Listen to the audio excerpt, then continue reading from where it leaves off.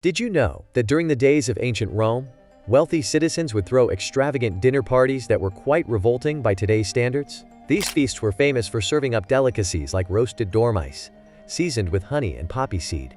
And if you think sneezing at the dinner table is mortifying now, it was considered an omen of good luck back then. If a guest sneezed, it was seen as a sign that they should make a toast a little bizarre toast etiquette, huh? So next time you're hosting, maybe don't serve dormice, but definitely keep the weird toasts in mind. What's the strangest dinner ritual at your table? Comment below.